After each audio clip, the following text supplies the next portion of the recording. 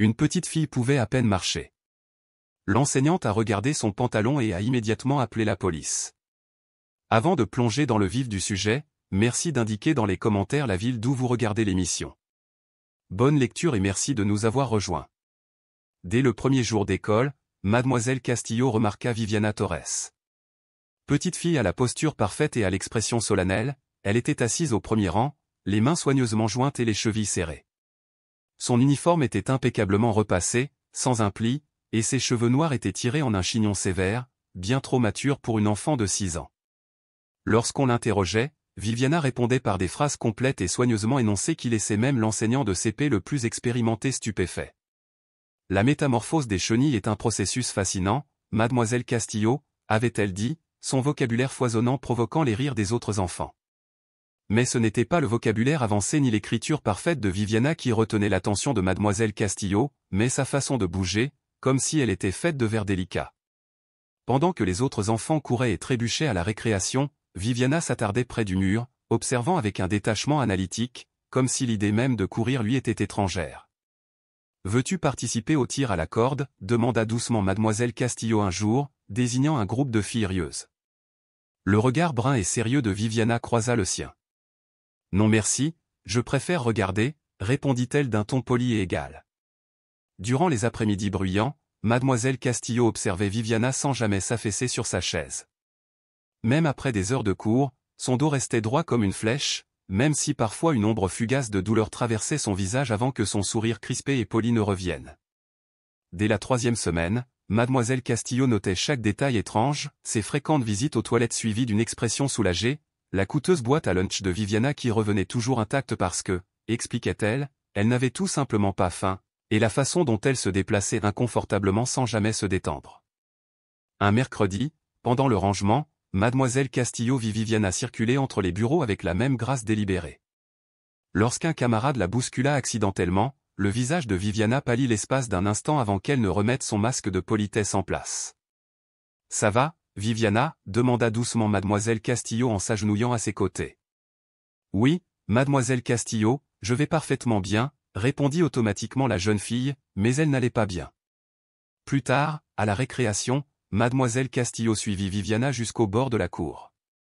Là, elle vit la jeune fille ajuster quelque chose caché sous sa jupe, le visage crispé par la douleur un instant, puis redevenant étrangement impassible. Agenouillée près de la clôture, Mademoiselle Castillo la regarda dans les yeux. « Chérie, tu n'as pas l'air bien aujourd'hui. Quelque chose te tracasse. Puis-je t'aider » À ces mots, Viviana finit par lâcher son masque. Un éclair de confusion traversa son visage, comme si la gentillesse d'un adulte lui était totalement étrangère. Elle se pencha et murmura des mots qui glacèrent le sang de Mademoiselle Castillo, « Tous les pères font ça. » Le cœur de Mademoiselle Castillo se serra, mais lorsqu'elle tendit la main, Viviana se redressa déjà, adressant son sourire habituel. « Rien, Mademoiselle Castillo. Je vais bien. Absolument bien. » Ce soir-là, Mademoiselle Castillo ne put s'empêcher de répondre à la question murmurée par Viviana. Elle commença un carnet, intitulant la première page « Viviana Torres » et la soulignant 2 fois. En dessous, elle nota toutes ses observations, elle ne court pas et ne saute pas, une posture parfaite en tout temps, des passages fréquents aux toilettes, un vocabulaire et des manières avancées, et cette supplique murmurée « Est-ce que tous les papas font ça ?» Le lendemain matin, Viviana arriva 7 minutes avant la cloche dans une élégante voiture noire. Son père, un homme grand, impeccablement vêtu et à l'air distingué, sortit le premier. Lorsqu'il posa une main sur l'épaule de Viviana, elle se redressa instantanément, levant le menton dans un geste d'obéissance répété. « Bonjour, Monsieur Torres » le salua Mademoiselle Castillo. « J'aimerais discuter des progrès de Viviana. »« Oh, elle est très avancée » répondit-il d'une voix doucereuse en jetant un coup d'œil à sa montre. « J'ai une journée de réunion bien remplie, mais mon assistante va organiser quelque chose. » Mademoiselle Castillo sourit et se tourna vers Viviana.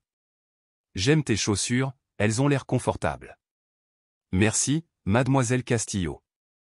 Papa dit que des chaussures adaptées sont importantes pour une bonne posture.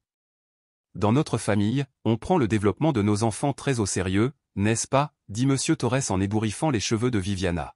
« Princesse Viviana, lui rappela-t-il, souviens-toi de ce qu'on a pratiqué ce matin. » Viviana hocha la tête avec obéissance et retourna à la voiture. Lors du cercle du matin, Mademoiselle Castillo a présenté une nouvelle activité. Aujourd'hui, nous allons parler de notre corps. Étirez-vous comme un arbre. Les enfants ont ri en levant les bras au plafond. Tous sauf Viviana, qui s'est simplement redressée d'un pouce, son regard scrutant la pièce avec une vigilance anxieuse. Penchons-nous maintenant et touchons nos orteils comme une fleur fanée. Tandis que les autres enfants se penchaient joyeusement en avant, Viviana se courbait légèrement. Son mouvement était raide, contenu, comme une marionnette au fils emmêlé. Un soupir à peine audible s'échappa de ses lèvres. « Viviana, ça va » murmura Mademoiselle Castillo en se penchant vers elle. « Je vais bien » murmura la fille, même si ses yeux brillaient de larmes retenues. « Je ne pense pas que je devrais me pencher comme ça. » Chacun se plie à sa manière, la rassura doucement Mademoiselle Castillo.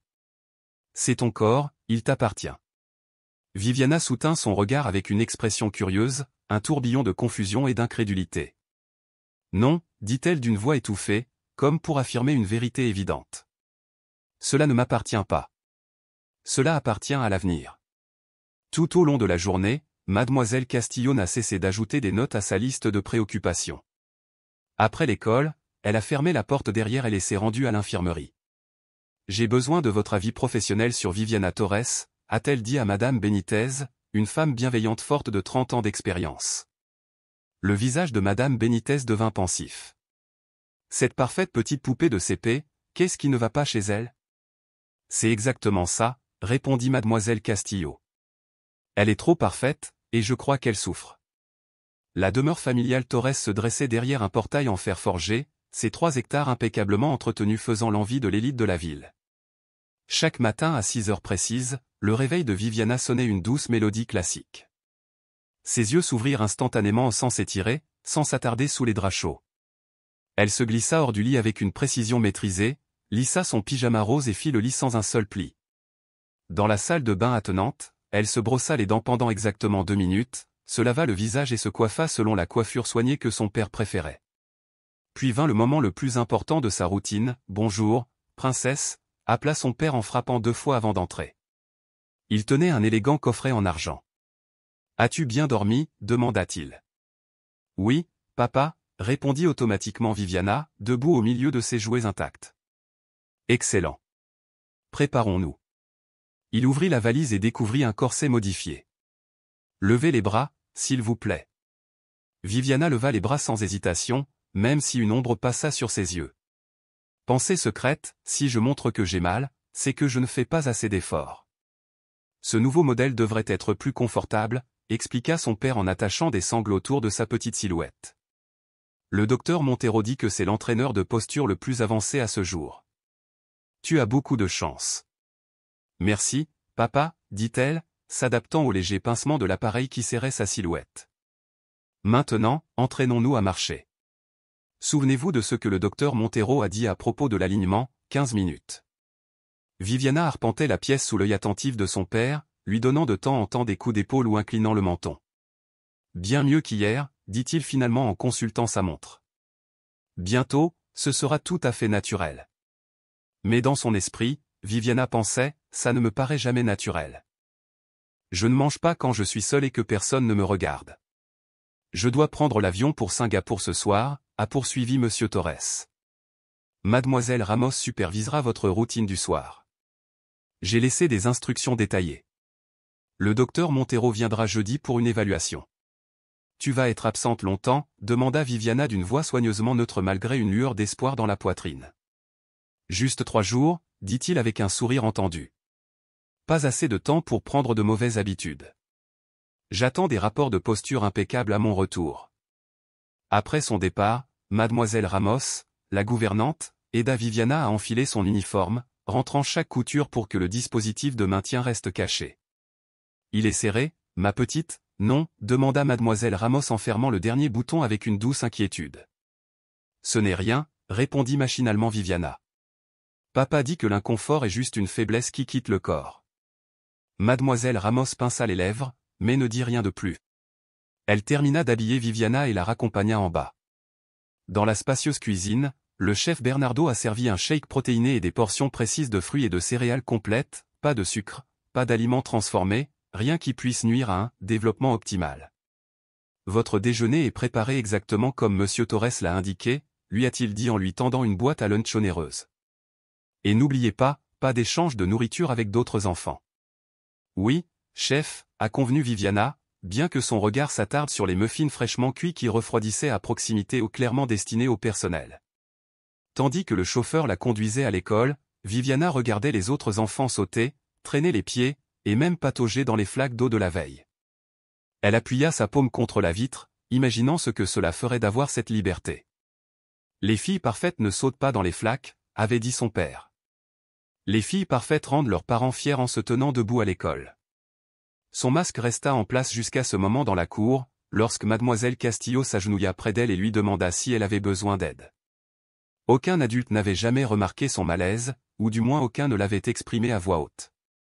L'espace d'un instant, Viviana faillit dire la vérité, mais les filles parfaites gardent leurs secrets les plus précieux. Plus tard, Madame Benitez posa son café, concentrée sur les paroles de mademoiselle Castillo. « Est-ce que tous les pères font ça ?» demanda Sarah à voix basse. Madame Benitez fronça les sourcils, ses 30 années d'expérience se reflétant dans son expression pensive. « Les enfants interprètent souvent mal le comportement des adultes, dit-elle. » Mais lorsque Sarah insista à propos des gestes prudents de Viviana, de sa douleur cachée, de l'obsession glaçante de son père, le regard de l'infirmière devint dur. Le nom de Torres avait du poids dans la ville. Ricardo Torres siégeait au conseil d'administration d'hôpitaux et faisait don de millions à des associations caritatives pour enfants. Sa femme est morte quand Viviana était très jeune d'un cancer, disait-on. C'est peut-être pour cela qu'il s'accroche si fort à elle. Je ne savais pas, murmura mademoiselle Castillo. Nous allons programmer des contrôles de routine pour toute la classe, décida madame Benitez. Vision, oui, tout. Aucun soupçon n'a été émis. 2 jours plus tard, Viviana restait parfaitement immobile pendant que madame Benitez testait sa vue avec le test standard. Excellent, Viviana. Maintenant, je dois vérifier ton audition et ta posture. Pourrais-tu enlever ton cardigan, s'il te plaît?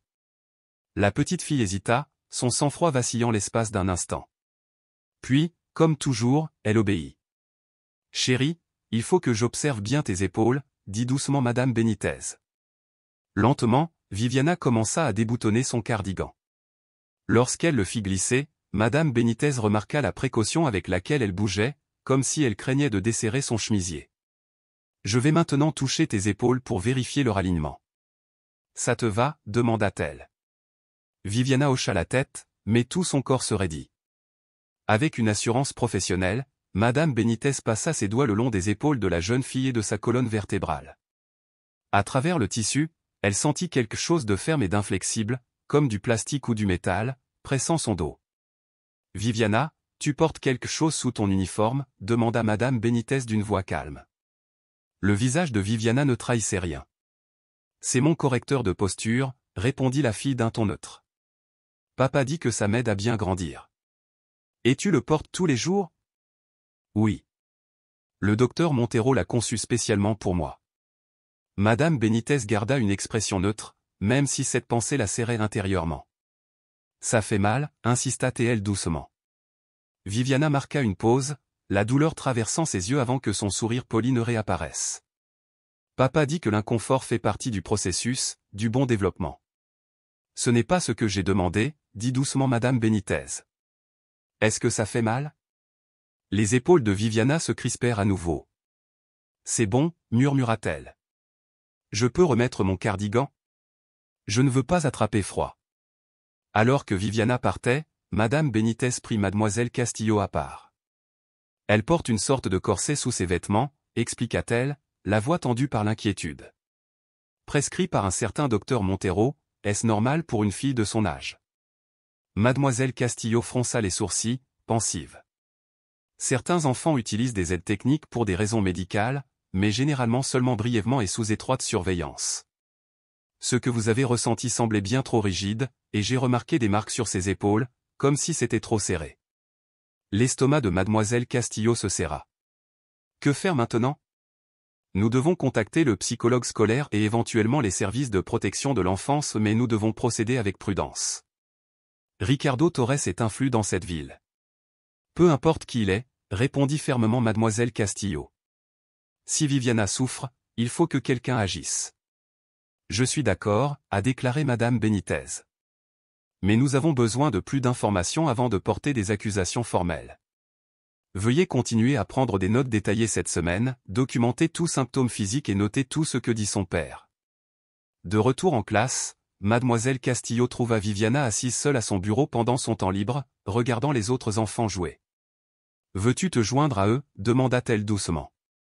Viviana soutint son regard. « Je ne sais pas jouer à ce jeu, dit-elle. Je peux t'apprendre. » L'espace d'un instant, son masque glissa, révélant un désir discret, mais elle se ressaisit et ajouta « Nous ne sommes censés participer à des activités éducatives que pendant les heures de cours. » Mademoiselle Castillo s'assit à côté d'elle. « Viviana, tu sais que tu peux tout me dire, n'est-ce pas? Si quelque chose te tracasse. »« Tout va bien, Mademoiselle Castillo. »« Absolument bien, » dit Viviana, mais un léger tremblement dans sa voix indiquait le contraire. Lundi matin, Madame Herrera, des services de protection de l'enfance, est arrivée vêtue d'un costume bleu foncé, son sourire chaleureux mettant tout le monde à l'aise. « Merci de m'avoir reçu, » a-t-elle dit à Madame Castillo et à Madame Benitez. « J'ai lu votre rapport préliminaire. Parlez-moi davantage de vos observations. » Mademoiselle Castillo lui tendit son carnet rempli de récits détaillés. Viviana ne se changeait jamais pour le cours d'éducation physique, sursautait en se baissant, ne mangeait que 3 bouchées de son déjeuner avant de ranger le reste, refusait de s'asseoir par terre pendant le cours d'art parce que c'est une mauvaise posture. Madame Herrera hocha la tête, pensive. Les enfants répètent souvent ce qu'ils entendent de la bouche des autorités. Vous avez mentionné le docteur Montero, avez-vous vérifié ses qualifications? Madame Benitez secoua la tête. J'ai vérifié auprès de l'hôpital pour enfants, il n'y a pas de pédiatre spécialiste de ce nom dans notre région. J'aimerais observer Viviana en classe sans attirer l'attention. Cet après-midi-là, Madame Herrera était assise au fond de la classe de CP, une tablette à la main. Elle observait Viviana bouger avec une précision extrême, elle levait la main dans un alignement parfait, gardait le dos anormalement droit même lorsqu'elle grimaçait. En s'approchant du bureau, Madame Herrera fit remarquer avec désinvolture, « Vous avez une très belle écriture. » Viviana leva les yeux, polimée sur ses gardes. « Merci, papa dit qu'une écriture soignée reflète une pensée ordonnée. » Il semble que votre père ait des exigences très élevées, a observé Madame Herrera. La voix de Viviana exprimait une fierté teintée d'un autre ton. Il dit qu'il me prépare à un avenir exceptionnel. Et que veux-tu pour ton avenir? Viviana cligna des yeux, la confusion traversant brièvement son visage. Pour rendre papa fier, bien sûr. Après une heure d'observation discrète, Madame Herrera a retrouvé Mademoiselle Castillo et Madame Benitez. J'aimerais organiser une visite à domicile pour rencontrer son père et voir son environnement, a-t-elle dit. Acceptera-t-elle? Demanda Mademoiselle Castillo. Je vais le présenter comme un examen de routine pour les enfants surdoués, rien de suspect. 2 jours plus tard, Madame Herrera franchissait les portes de la propriété Torres. La demeure resplendissait de perfection, pelouses impeccables, fenêtres impeccables, pas un coussin de travers. Dans le luxueux hall d'entrée, Ricardo Torres l'accueillit d'une poignée de main ferme et d'un sourire charmeur. « J'ai toujours su que ma fille était spéciale, » dit-il en la conduisant dans un salon formel. Elle a certainement une longueur d'avance sur ses camarades. Madame Herrera acquiesça poliment. Son vocabulaire et son sang-froid sont impressionnants. Il rayonnait de fierté. Elle tient de sa mère, brillante et élégante. Je me suis donné à fond pour que Viviana ait tous les atouts. Depuis combien de temps travaillez-vous sur son développement, a demandé Madame Herrera. Ricardo s'est lancé dans une explication enthousiaste de son programme d'apprentissage personnalisé, de ses théories sur le développement du cerveau et de l'importance de l'alignement physique pour l'optimisation cognitive. Puis-je voir Viviana? Demanda finalement Madame Herrera. Bien sûr, dit-il en appuyant sur un bouton d'un élégant panneau d'interphone. Mademoiselle Ramos, veuillez amener Viviana au salon. Lorsque Viviana entra, elle était l'image même de la perfection, cheveux soigneusement peignés, robe impeccablement repassée, posture impeccable. Pourtant, sous cette apparence posée, Madame Herrera percevait une urgence silencieuse, un besoin d'aide, de liberté, que quelqu'un voie la petite fille derrière le correcteur de posture parfait. Madame Herrera ne l'a pas manqué, son regard s'est immédiatement tourné vers son père pour obtenir son approbation. « Bonjour, Madame Herrera » la salua-t-il poliment. Viviana s'entraînait au piano, expliqua Ricardo. Je pourrais peut-être vous jouer quelque chose? J'adorerais. Viviana interpréta un morceau nettement supérieur à son niveau, sous le regard visiblement fier de Ricardo.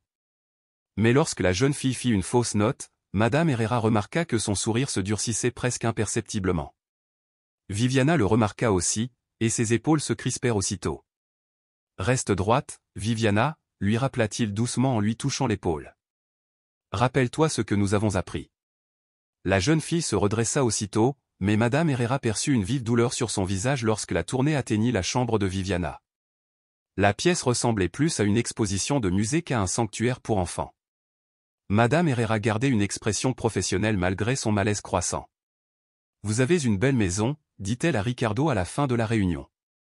Merci pour votre hospitalité. Tout cela pour l'éducation de Viviana, répondit-il calmement. Je suppose que cela signifie qu'elle sera acceptée dans le programme pour élèves surdoués, demanda prudemment Madame Herrera. Nous sommes encore en phase d'évaluation, répondit Ricardo. Je vous recontacterai bientôt. En quittant la résidence Torres, Madame Herrera a immédiatement appelé son supérieur. Je dois planifier une évaluation complète de toute urgence, a-t-elle dit avec détermination.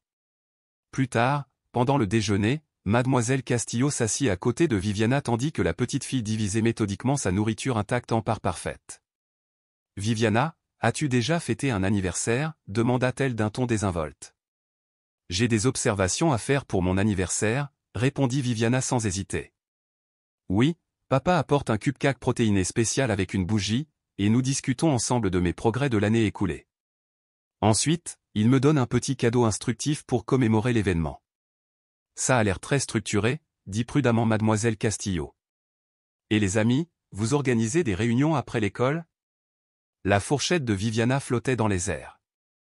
Papa dit que le développement social intervient une fois les bases physiques et intellectuelles posées. J'aurai des interactions sur certains réseaux sociaux quand je serai prête. Mademoiselle Castillo nota mentalement la précision de sa réponse. À quoi aimes-tu jouer à la maison? Demanda-t-elle à nouveau. Viviana parut perplexe. Je ne joue pas. J'ai des activités d'éveil. Et quand tu es seule dans ta chambre, qu'est-ce que tu fais pour t'amuser? Viviana baissa la voix, comme pour partager un secret. Parfois, quand personne ne regarde, je danse un peu, juste un tout petit peu. Les petites filles parfaites n'ont pas le droit de sauter et de virevolter, mais parfois, mon corps a juste envie de bouger. Cet aveu, prononcé avec une innocence enfantine, serra la poitrine de Mademoiselle Castillo. Tout le monde aime bouger librement, parfois, Viviana. C'est parfait. Ça ne me semble pas normal, murmura la fille. Elle se sentait mal, comme si elle avait enfreint une règle importante. Pendant ce temps, dans le bureau du directeur de l'école, Ricardo Torres était assis face au directeur moral, sa posture aussi parfaite que celle de sa fille. Je comprends que des questions se posent sur le développement physique de Viviana, dit-il en posant un dossier en cuir sur le bureau. J'ai apporté son dossier médical complet pour clarifier la situation. Le directeur moral a ouvert le dossier et a découvert des documents soigneusement classés, avec des en-têtes officielles et une terminologie médicale. Viviana souffre d'une maladie congénitale qui affecte son développement musculo-squelettique, a expliqué Ricardo. Voici le dossier médical et les recommandations des spécialistes. Je comprends, acquiesça le directeur en parcourant les pages. Ces documents impressionnants comprenaient des détails sur l'appareil qu'elle porte, un appareil orthopédique sur mesure, conçu spécifiquement pour son état.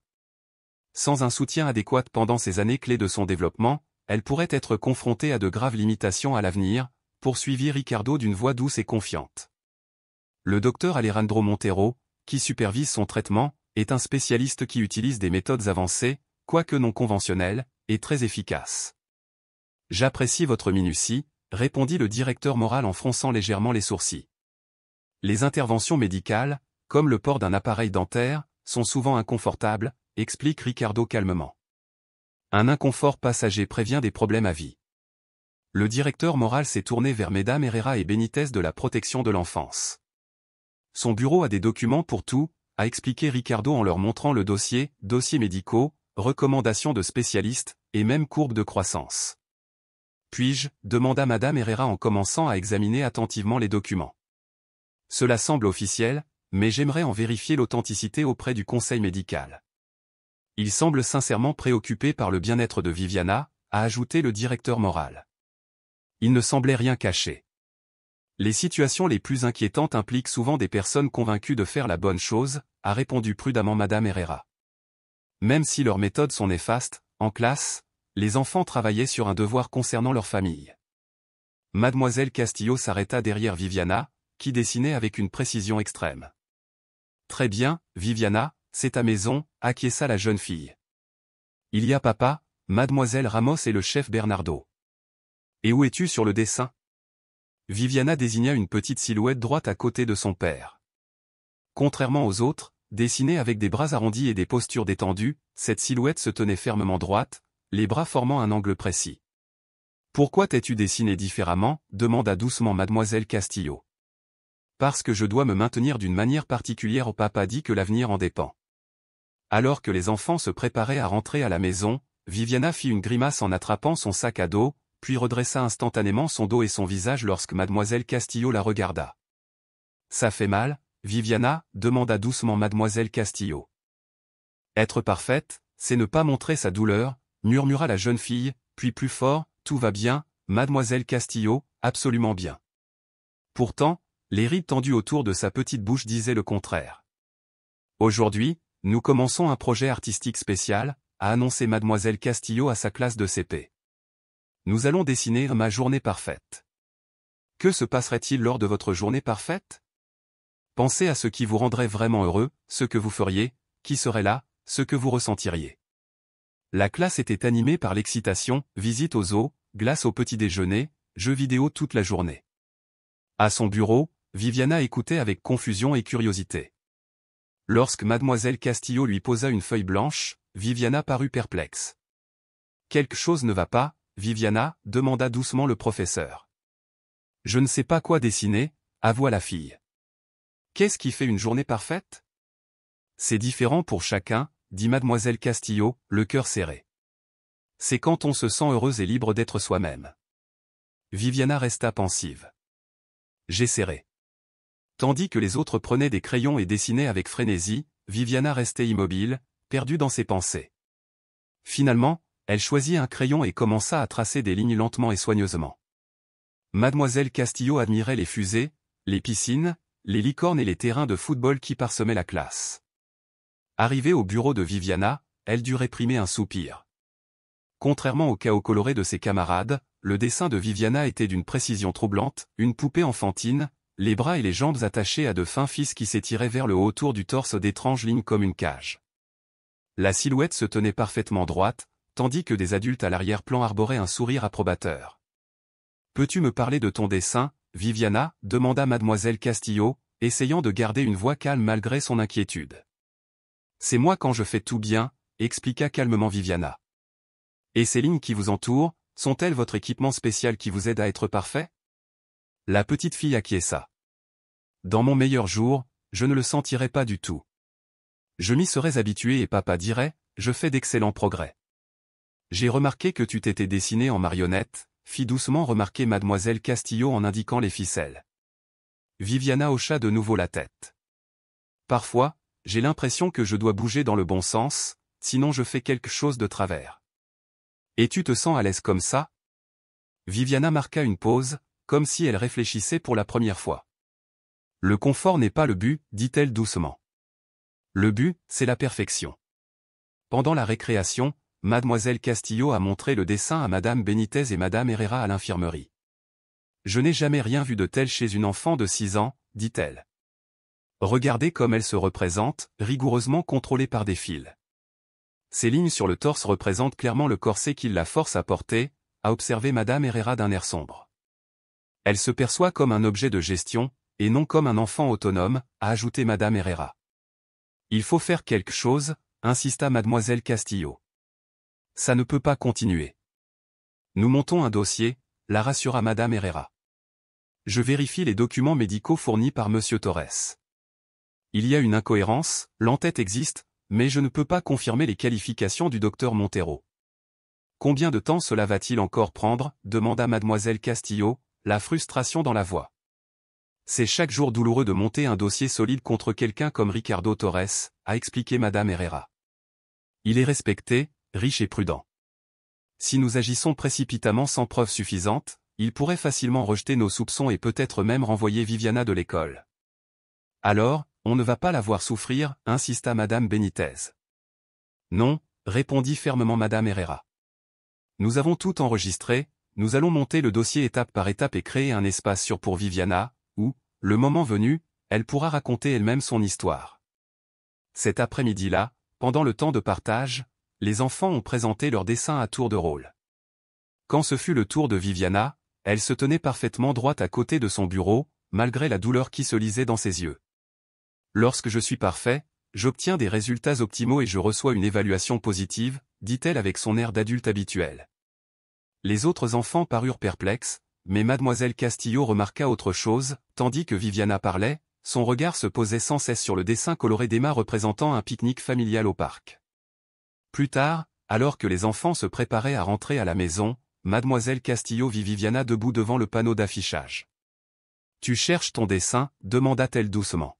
« Non » répondit Viviana à voix basse, tout en fixant la scène heureuse d'Emma. Elle regardait les autres, la voix pleine de désir. « Il semble si libre » murmura Viviana. « Tout le monde mérite de se sentir libre, Viviana » répondit doucement mademoiselle Castillo, d'un ton doux, surtout pour les enfants. Viviana soutint son regard, ses yeux sérieux s'adoucissant soudain de vulnérabilité. « Même moi » demanda-t-elle, le souffle à peine audible. L'espace d'un instant, sa posture parfaite se détendit, comme si l'idée même de liberté avait ôté un poids invisible de ses frêles épaules. À son bureau, le docteur Léonore Sifuente s'arrêta pour examiner les dossiers étalés devant elle, le dessin obsédant de Viviana, les observations minutieuses de mademoiselle Castillo, le rapport médical de madame Benitez et les documents fournis par Ricardo Torres. « Merci de nous avoir consultés, docteur, dit madame Herrera. Votre avis de pédiatre pourrait être déterminant. » Le docteur Sifuente ajusta ses lunettes, fronçant les sourcils en lisant. Ces dossiers médicaux contiennent des incohérences alarmantes. La terminologie est techniquement correcte, mais étrangement appliquée, comme si elle avait été rédigée par quelqu'un ayant des connaissances médicales générales mais aucune spécialisation pédiatrique. Elle leva les yeux. Et ce docteur Montero, Alejandro Montero, prétend avoir examiné tous les dossiers médicaux du pays. Madame Benitez répéta la question, et le docteur Sifuente hocha gravement la tête. Il y a des dossiers, mais il n'est pas médecin. Il dirige un centre de développement alternatif, spécialisé dans l'optimisation structurelle des enfants. Mademoiselle Castillo fronça les sourcils. Qu'est-ce que ça veut dire? À en juger par le corset de Viviana, explique le docteur Sifuente, il s'agit plutôt d'un corset modifié. Aucun pédiatre sérieux ne prescrirait un tel dispositif à un enfant en pleine croissance. Elle marqua une pause. L'utilisation prolongée de dispositifs restrictifs peut retarder le développement musculaire, gêner la respiration et provoquer des douleurs chroniques. Les enfants ont besoin de mouvement pour grandir sainement. Madame Herrera a griffonné des notes. Que faut-il pour une évaluation complète? Un examen médical complet, incluant des radiographies pour détecter d'éventuelles modifications structurelles, a répondu le docteur Sifuente. Mais le consentement des parents est requis, et il est peu probable que M. Torres l'accepte s'il soupçonne que nous l'interrogeons. Y a-t-il une autre solution, a demandé quelqu'un. Le docteur Sifuente a réfléchi. Si l'infirmière scolaire constate des symptômes physiques spécifiques lors des examens de routine, cela pourrait justifier une intervention médicale. Le lendemain, madame Benitez a effectué des examens de la vue dans la classe de CP. Quand ce fut le tour de Viviana, l'infirmière l'observa attentivement. « Je vois que vous bougez constamment », observa-t-elle.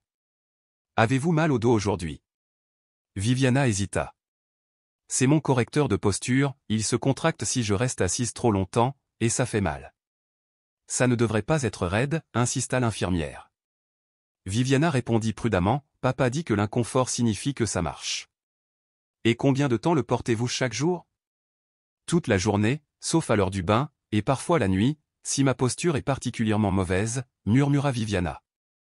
L'expression de madame Benitez resta neutre, même si une lueur d'inquiétude traversa son regard. « Avez-vous déjà consulté un médecin traitant à propos de cet appareil ? » Pas le docteur Montero, mais un médecin hospitalier ? Viviana secoua la tête. Papa dit que les médecins ne maîtrisent pas les techniques de développement avancé.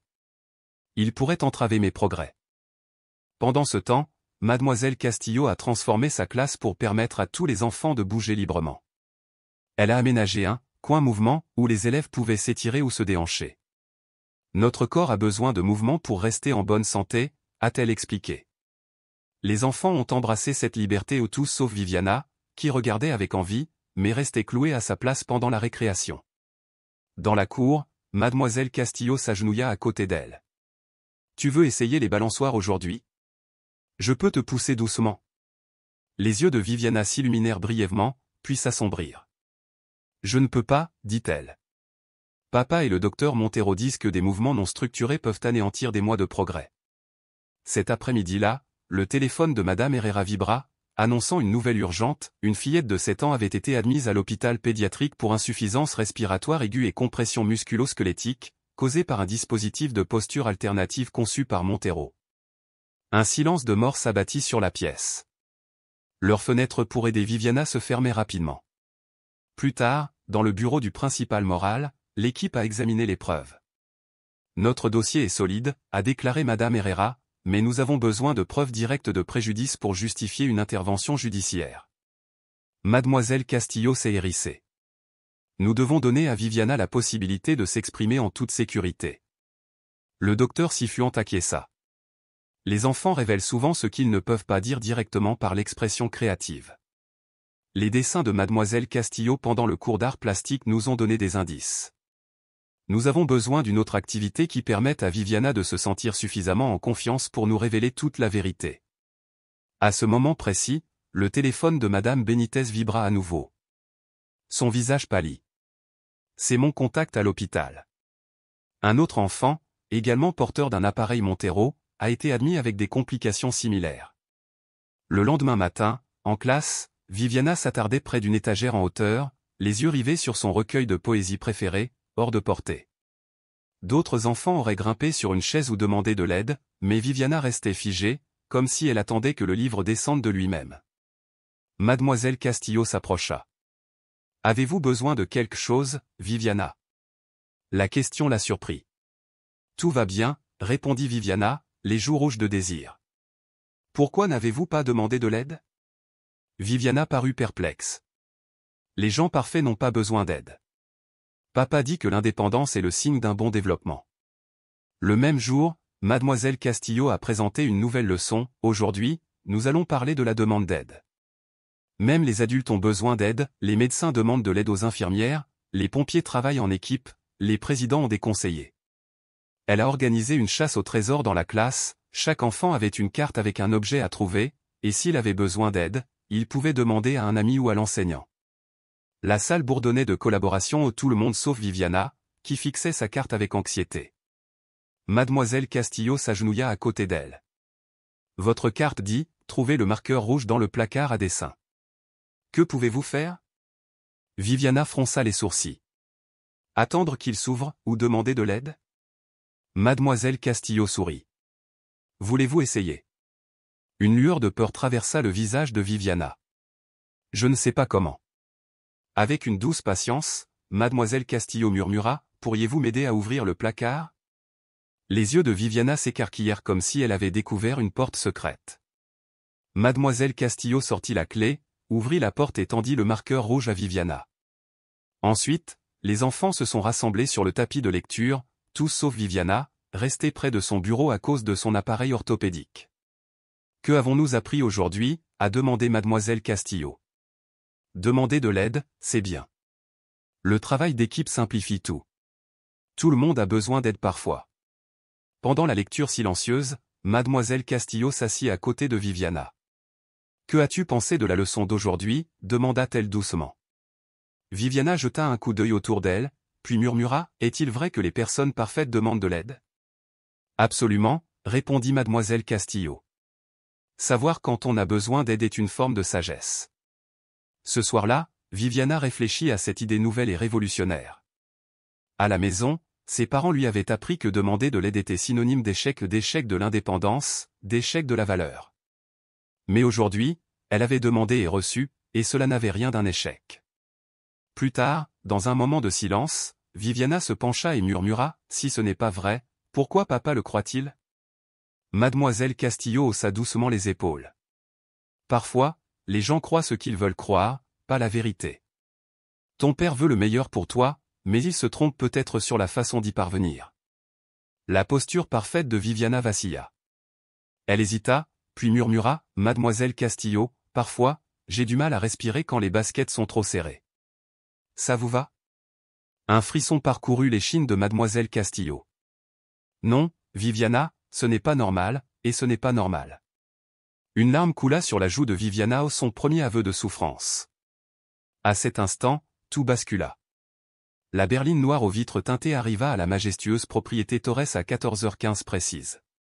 Madame Herrera sortit de la voiture, entourée de l'agente Clara Rodriguez en civil et du docteur Léonore Sifuente, sa trousse médicale serrée. « N'oubliez pas », leur rappela Madame Herrera alors qu'ils approchaient de l'imposante porte d'entrée, « officiellement, il s'agit d'une visite pour vérifier les conditions de vie, et non d'une enquête. Notre mission est de garantir que Viviana est en sécurité et en bonne santé. » Avant même qu'il puisse frapper, la porte s'ouvrit brusquement. La gouvernante, Mademoiselle Ramos, leur adressa un sourire forcé. « Monsieur Torres vous attend. Entrez, s'il vous plaît. » Leurs pas résonnèrent dans le hall de marbre tandis qu'ils pénétraient plus profondément dans la demeure. Tout brillait aux sols immaculés, lustres scintillants, œuvres d'art au mur et pourtant, l'espace semblait étrangement stérile, plus proche d'une exposition de musée que d'une maison habitée. Dans un bureau richement lambrissé, Ricardo Torres se leva de derrière un bureau ancien avec une précision courtoise. « Madame Herrera, quelle visite inattendue et, si je puis dire, brusque. » Il fit un geste de la main vers les nouveaux arrivants. « L'agent Rodriguez et le docteur Sifuente, je suppose ?» Madame Herrera croisa son regard poli. « Oui, monsieur Torres. Il s'agit d'un contrôle de routine dans le cadre de notre procédure de surveillance. » Ses traits vacillèrent irritabilité, anxiété avant qu'ils ne se ressaisissent. « Bien sûr. Viviana est en cours de piano dans la salle de musique. Je vais demander à Mademoiselle Ramos d'aller la chercher. » Il fit un geste vers une porte. « Des rafraîchissements, peut-être ? » « Non, merci, » répondit l'agent Rodriguez d'un ton neutre.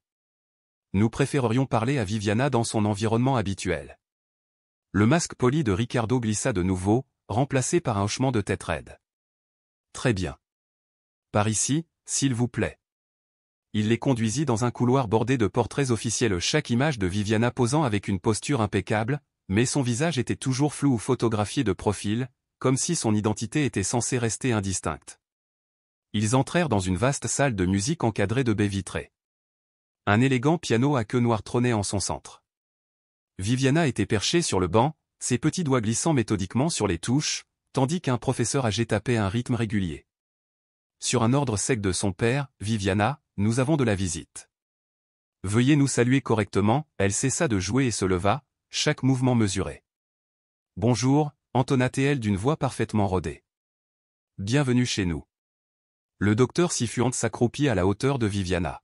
« Bonjour Viviana, je suis le docteur Sifuente, pédiatre et j'aide les enfants à rester en bonne santé. » Les yeux de la jeune fille scintillèrent d'appréhension tandis qu'elle jetait un regard à son père. « Ces dames veulent vous poser quelques questions, » expliqua calmement Ricardo. « En fait, » intervint l'agent Rodriguez, « la procédure standard exige un entretien privé. » Le sourire courtois de Ricardo se durcit. Madame Herrera prit la parole d'un ton ferme, « Refuser un entretien standard peut éveiller les soupçons et déclencher une procédure plus formelle. » Après un bref instant de tension, il hocha lentement la tête. « Très bien. J'attendrai dans la pièce voisine. Viviana, garde ton calme. » Une fois qu'il se fut retiré, le docteur Sifuente lui adressa un sourire chaleureux. « Voudriez-vous me montrer votre chambre ? Je suis curieux de savoir où vous dormez et jouez. » Viviana obéit d'une voix neutre. Dans sa chambre, tout était impeccable, meubles luxueux, rangées de jouets éducatifs, livres parfaitement alignés. Rien ne semblait usé ni usé. L'agent Rodriguez commenta, « Quelle belle chambre. Aimez-vous y passer du temps ?» La réponse de Viviana fut automatique, « J'ai mon emploi du temps ici. » Le docteur Sifuente fit un geste vers une chaise. « Vous devez être fatigué après votre cours de piano. Voulez-vous vous asseoir pendant que nous discutons ?» La confusion traversa le visage de Viviana. « Dans un cadre formel, il faut une posture parfaite, » lui dit-on. « Mais nous discutons simplement amicalement. » À contre-cœur, la jeune fille s'assit au bord du lit, mais même là, elle resta anormalement droite. Viviana, dit doucement Madame Herrera, Mademoiselle Castillo a mentionné que vous utilisiez un appareil spécial pour la posture. Pouvez-vous nous en parler? Les petites mains de Viviana se tordirent sur ses genoux. C'est mon entraîneur de posture. Il m'aide à bien me développer. Le docteur Sifuant insista, est-ce que ça fait mal? Viviana hésita avant de murmurer, papa dit que l'inconfort fait partie du bon développement. Je n'ai pas posé la question, répondit gentiment le docteur Sifuant. Je veux savoir si ça fait mal. Le silence retomba. La fille se débattit, puis murmura, oui. L'agent Rodriguez hocha la tête et demanda, pouvons-nous voir l'appareil? Viviana jeta un coup d'œil nerveux vers la porte. Il est dans le placard. Je ne le porte pas aujourd'hui, papa a dit que j'avais besoin de jouer. Ils échangèrent un regard inquiet. Le docteur Sifuant s'approcha du placard ouvert. Là, à côté des vêtements impeccables, se trouvait un engin rigide, semblable à un gilet, doté de bretelles réglables. Elle tendit la main pour l'examiner, lorsque la porte s'ouvrit brusquement. Ricardo Torres occupait l'embrasure, le visage tonitruant. « Que faites-vous? » C'est la propriété personnelle de ma fille. Nous procédons à une vérification standard de l'état de santé, dit l'agent Rodriguez d'un ton neutre. Cela comprend l'inspection de tous les appareils médicaux qu'elle utilise régulièrement. Ricardo s'avança, bloquant l'accès. Cet appareil a été fabriqué sur mesure par Alejandro Montero, un expert, pas un médecin agréé, expliqua calmement Madame Herrera. Viviana resta immobile, le regard empreint de peur et d'espoir. Je pense que nous en avons assez vu, déclara l'agent Rodriguez en regardant Ricardo droit dans les yeux. Nous devons accompagner Viviana à un examen médical standard. L'espace d'un instant, sa confiance vacilla. Ce n'est pas nécessaire, j'ai fourni tout son dossier médical, insista-t-il. Le docteur Sifuant intervint en brandissant l'appareil. En tant que pédiatre, je peux affirmer que cette construction est dangereuse pour une enfant de l'âge de Viviana. Elle pourrait causer de graves dommages. Le ton de Ricardo s'édurcit. Alejandro Montero est un visionnaire, ses méthodes sont tout simplement avancées. Les adultes se disputèrent sous le regard partagé de Viviana. Madame Herrera s'agenouilla près d'elle. Viviana, accepteriez-vous d'aller faire un bilan de santé avec le docteur Sifuant? Juste pour être sûr que vous êtes à l'aise. Ricardo l'interrompit, vous n'avez pas besoin de bilan de santé, et je n'y consens pas. Monsieur Torres, répondit calmement l'agent Rodriguez, pour des raisons médicales, nous avons des motifs valables pour une ordonnance temporaire autorisant un examen. Vous pouvez venir avec nous ou rester ici, nous procéderons avec ou sans vous. Après un silence pesant, il soupira et hocha la tête. Bien. J'emmène Viviana moi-même. J'ai bien peur que ça ne se passe pas comme ça, dit l'agent Rodriguez. Viviana nous accompagnera. Vous pouvez nous suivre en voiture jusqu'à l'hôpital pour enfants. Le docteur Sifuant lui tendit la main. Je vais juste voir comment votre corps grandit. Ça ne fera pas mal, promis. Viviana se percha nerveusement sur la table d'examen tandis que le pédiatre commençait une évaluation douce et approfondie. Plus tard, le docteur Sifuant a rencontré Madame Herrera et l'agent Rodriguez dans une salle privée, radiographie en main. Les résultats sont alarmants, a-t-elle dit doucement. Viviana présente des signes précoces d'atrophie musculaire et de compression vertébrale. Sa capacité pulmonaire est inférieure à la normale, ce qui est cohérent avec l'utilisation prolongée de ce dispositif restrictif. Dans la salle d'attente, une éducateur de jeunes enfants était assise avec Viviana. Au lieu de jouer, Viviana regardait les autres enfants rire et courir. Finalement, lorsqu'on lui offrit un crayon et du papier, elle dessina une petite silhouette à l'intérieur d'une cage, la posture parfaite mais le regard vide, observant les enfants libres dehors. C'est comme ça qu'elle se voit, murmura Madame Herrera lorsque le dessin fut montré à l'équipe. À cet instant, les preuves matérielles et le portrait de Viviana lui-même illustrèrent clairement le tableau, son enfance était piégée. Le docteur Sifuant acquiesça. Nous avons tout ce qu'il nous faut. Il est temps de passer à l'étape suivante. Le lendemain matin, Ricardo Torres a fait irruption à l'école élémentaire Franklin, vêtu de son costume impeccable, le visage tiré et tendu. Ignorant les protestations de la secrétaire, il s'est dirigé vers le bureau du directeur moral. « J'emmène Viviana immédiatement », a-t-il déclaré en jetant une enveloppe sur le bureau. « Voici ses papiers de transfert vers une école privée qui comprend le développement progressif. »« Veuillez vous asseoir, monsieur Torres », répondit calmement le proviseur moral. « Il faut qu'on en discute. » Il n'y a rien à discuter, s'exclama-t-il. À ce moment-là, Madame Herrera et l'agent Rodriguez entrèrent. Monsieur Torres, nous sommes ici pour examiner les résultats de l'examen médical. Alors que la confrontation se déroulait, dans une classe voisine, Mademoiselle Castillo a animé un cercle d'émotions. Tour à tour, les enfants ont partagé des moments de joie et de peur. Quand ce fut le tour de Viviana, elle a lu sa carte à voix haute, douleur, et l'enseignante lui a gentiment demandé si elle se souvenait d'un moment où elle l'avait ressenti. La posture de Viviana s'est raidie sous l'effort, elle a jeté un coup d'œil vers la porte, puis de nouveau vers Mademoiselle Castillo, le visage crispé par une lutte intérieure. « Tu es en sécurité ici », lui assura l'institutrice. Et dans cette promesse résidait le fragile espoir d'une enfance enfin normale. Quelque chose en Viviana céda, comme si un barrage longtemps tenu avait finalement cédé. « J'ai mal tous les jours », murmura-t-elle d'une voix tremblante. Le coach me serre si fort que parfois je n'arrive pas à respirer pendant mon sommeil. Je fais des cauchemars où je suis piégé. Je pensais que tous les enfants avaient ces appareils pour bien grandir. Le silence retomba dans la classe. Les mots jaillissaient de plus en plus vite des lèvres de Viviana, comme si elle craignait d'être coupée. Papa dit que c'est pour mon avenir, mais j'ai mal maintenant. Le docteur Montero me serre de plus en plus fort. Il me mesure chaque semaine pour voir si je me développe correctement.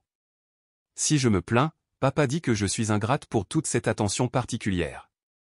Mademoiselle Castillo s'agenouilla près d'elle, le cœur lourd sous le flot de vérité. Viviana, ce que tu décris n'est pas normal et n'aide pas, une véritable confusion traversa les yeux de la jeune fille. Mais papa dit, il veut le meilleur pour toi, balbutia-t-elle. L'enseignante posa doucement une main sur son épaule. Il veut peut-être le meilleur, mais ses méthodes te font du mal. Les larmes montèrent aux yeux de Viviana, ou peut-être la première véritable émotion qu'elle exprimait depuis sa rentrée. Parfois, j'ai juste envie de courir et de jouer comme les autres enfants.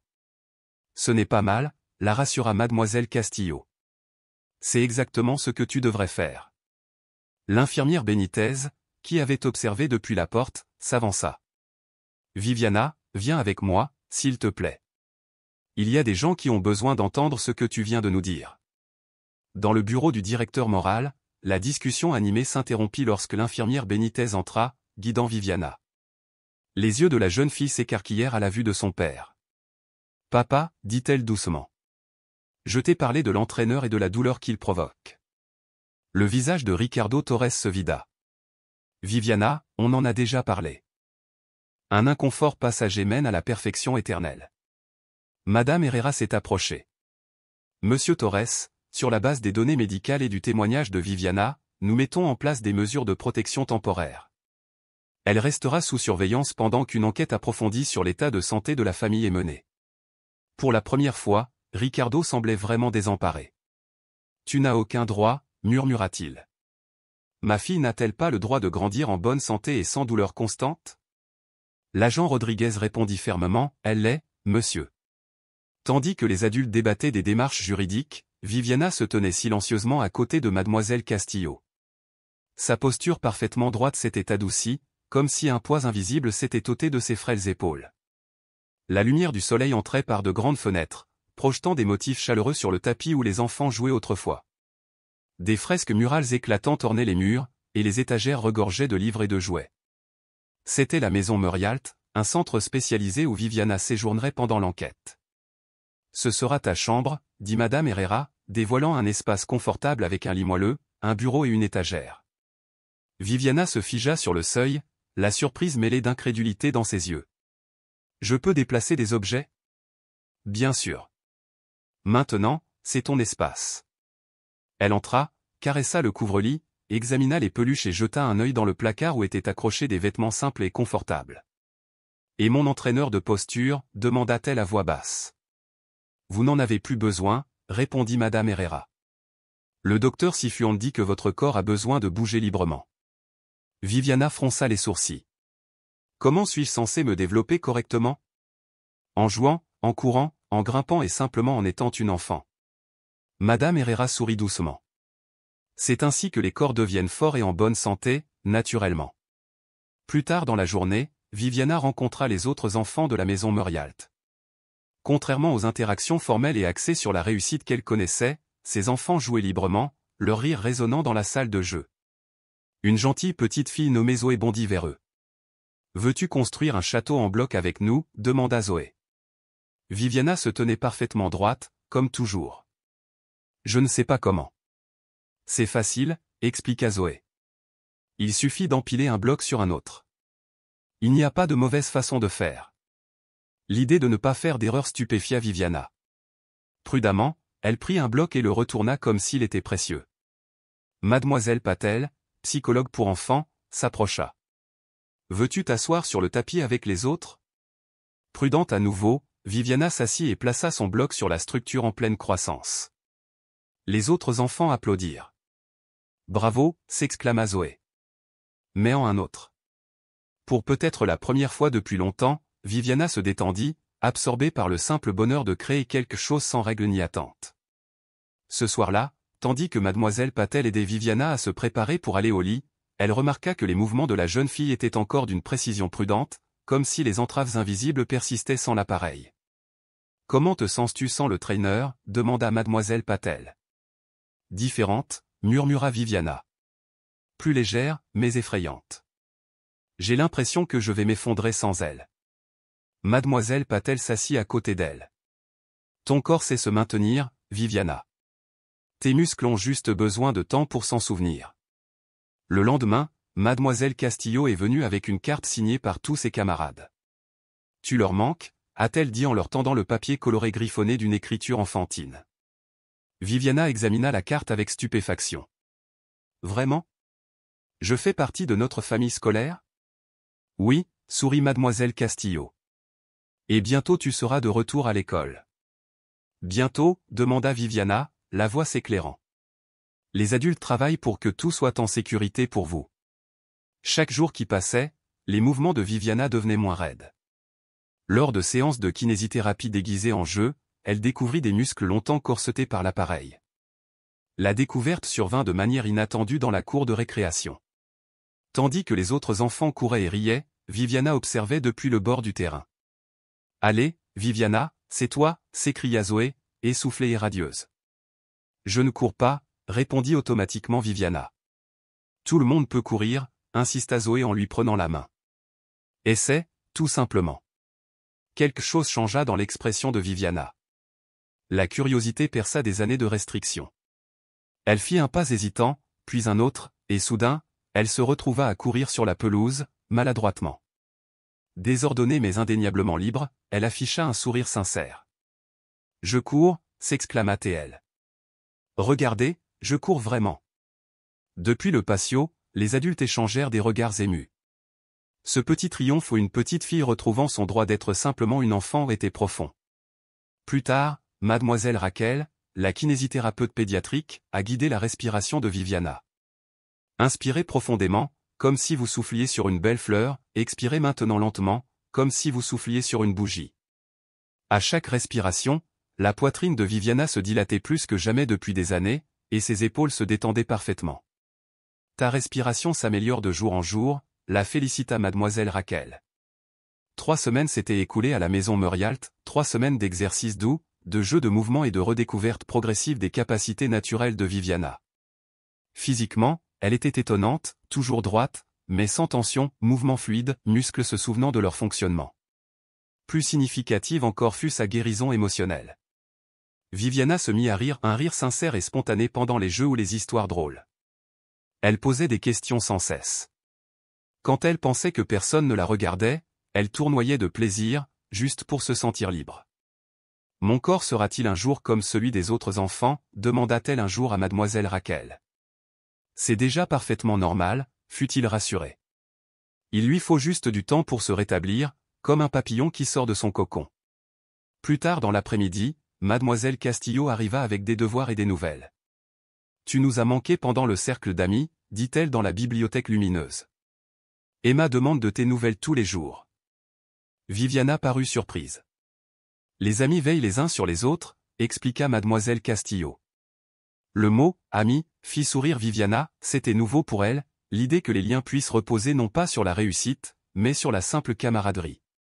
Tandis qu'il travaillait à l'orthographe, Mademoiselle Castillo remarqua que Viviana ne s'asseyait plus avec une précision pénible. Elle se penchait en avant avec intérêt, changeait de position lorsqu'elle était mal à l'aise, repliait même une jambe sous elle, autant de mouvements parfaitement naturels autrefois interdits par l'ancien appareil. J'ai des nouvelles, annonça mademoiselle Castillo à la fin de la séance. Le tribunal a statué sur votre situation. Le visage de Viviana devint sérieux. Je rentre à la maison? Pas encore, répondit doucement mademoiselle Castillo. Le juge pense que votre père a besoin de plus de temps pour apprendre à être un parent sain. Il suit des cours spécialisés et travaille avec des experts pour soutenir votre développement. Est-ce qu'il est en colère contre moi? Demanda doucement Viviana. Non, chérie. Il est triste de ce qui s'est passé, mais il apprend à être un meilleur père. Dans un autre quartier de la ville, Ricardo Torres était assis en face du docteur Cifuentes, dans le cabinet d'un centre familial. Son costume impeccable avait disparu, remplacé par des vêtements décontractés qui le rendaient plus vulnérable, plus humain. Il parlait d'une voix hésitante, la voix rauque sous l'effet de l'émotion. Après la mort de ta mère, je suis devenu obsédé par l'idée d'assurer un avenir parfait à Viviana, comme si je pouvais la protéger de tout en la rendant parfaite. Les enfants n'ont pas besoin de perfection, répondit doucement le docteur Cifuentes. Ils ont besoin de se tromper, de faire des erreurs et de toujours se relever. Ricardo hocha la tête, les aspérités de son perfectionnisme s'adoucissant au fil de ses séances hebdomadaires. Quand pourrais-je la revoir? Demanda-t-il. Nous préparons une visite supervisée, dit-elle. Mais d'abord, je veux que vous regardiez quelques vidéos de sa kinésithérapie. Il est important que vous voyiez comment elle retrouve sa mobilité naturelle et à quel point cela la rend plus heureuse. Cette nuit-là, alors que mademoiselle Patel bordait Viviana, la petite fille demanda « Et mon père, qu'est-ce qu'il apprend ?» Mademoiselle Patel s'assit à côté d'elle. Il apprend qu'il existe des moyens plus doux de grandir, des moyens qui n'impliquent ni douleur ni restriction. Viviana réfléchit un instant. Je pense qu'il essayait de me rendre parfaite parce qu'il avait peur que je me blesse ou que je fasse des erreurs. Cette révélation était remarquable. Tout le monde fait des erreurs, même les adultes, a déclaré mademoiselle Patel avec un sourire chaleureux. Le lendemain, Ricardo observait Viviana à travers un miroir sentant participer à une séance de gymnastique. Des larmes coulaient silencieusement sur ses joues en voyant sa fille sauter maladroitement mais joyeusement dans la pièce peut-être pour la première fois de sa vie. À la fin de la séance, il a remis à madame Herrera une note écrite d'une écriture soignée. « Tu as toujours été parfait, mais pas comme je l'avais compris. Puis-je vous donner ceci ?» demanda-t-il, la voix chargée d'émotion. Madame Herrera hocha la tête, émue par la simple vérité de ces mots. En voyant sa fille retrouver sa liberté, quelque chose en lui commença à guérir. 6 mois s'étaient écoulés depuis que Viviana avait murmuré son secret à mademoiselle Castillo. 6 mois de thérapie douce, de guérison progressive et de reconstruction laborieuse du corps d'une jeune fille et des fondations d'une famille. Aujourd'hui, l'école primaire Franklin a célébré sa journée sportive annuelle, une célébration des jeux de mouvement et des joies de l'enfance. Viviana se tenait au bord du terrain, vêtue d'un simple t-shirt et d'un short, les cheveux attachés en une queue de cheval décontractée au lieu du chignon strict que son père lui avait autrefois imposé. Prête? Mademoiselle Castillo s'agenouilla à côté d'elle. Viviana hocha la tête, le regard empli d'émotion et de timidité. Et n'oubliez pas, murmura mademoiselle Castillo, il ne s'agit pas de gagner, mais de s'amuser et de faire de son mieux. Depuis les gradins, Ricardo Torres observait en silence, savourant chaque instant des visites supervisées, chacune étant un pas vers la guérison. À l'annonce de la course pour le CP, Viviana prit place sur la ligne de départ. Ses camarades lui sourirent et lui firent un high-five au signe d'acceptation sans jugement. À vos marques, prêts, partez. Viviana courait ni parfaitement, ni vite, mais avec une liberté totale. Ses bras se balançaient avec frénésie, sa démarche était incertaine après des années de restriction. Elle franchit la ligne d'arrivée parmi les dernières, loin derrière ses camarades. Pourtant, son visage exprimait la véritable histoire de la victoire, rouge d'effort et rayonnant de fierté. Depuis les tribunes, son père l'acclamait plus fort que quiconque, des larmes de joie perlant sur ses joues. Il voyait quelque chose de plus parfait que n'importe quel trophée, sa fille, simplement en train de vivre son enfance. Après la course, Viviana et mademoiselle Castillo se sont approchées de lui. « Tu as vu comme j'ai couru, papa ?» lui a-t-elle demandé, pleine d'espoir. « Je t'ai vu », répondit-il en s'accroupissant à son niveau. « Tu étais incroyable », dit-elle d'une voix douce. Il sourit. « Tu as fait quelque chose de plus important que gagner, tu as apprécié. » Mademoiselle Raquel s'approcha, fier. Ton corps se souvient chaque jour comment bouger librement. Je suis si heureux, murmura Ricardo, la voix tremblante. Moi aussi, j'apprends, Viviana, j'apprends à être un meilleur parent.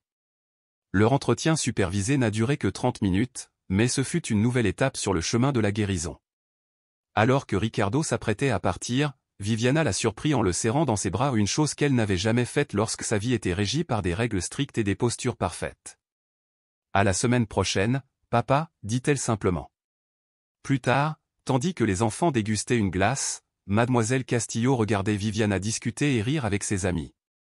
Une tache de glace maculait sa joue, sa posture était détendue et naturelle. Une transformation incroyable, a déclaré le directeur moral. Mademoiselle Castillo hocha la tête. Le corps guérit vite quand l'âme est libérée. De l'autre côté du patio, Viviana rit à la blague d'Emma, puis tournoya joyeusement, les bras tendus, le visage levé vers le soleil. Ce n'était pas un ballet parfait, c'était simplement une petite fille exprimant son pur bonheur par le mouvement. Dans ce moment imparfait et magnifique, Viviana était exactement celle qu'elle avait toujours voulu être, non pas une poupée parfaite, mais une enfant tout à fait, merveilleusement ordinaire, courant, sautant, tombant parfois, mais se relevant toujours.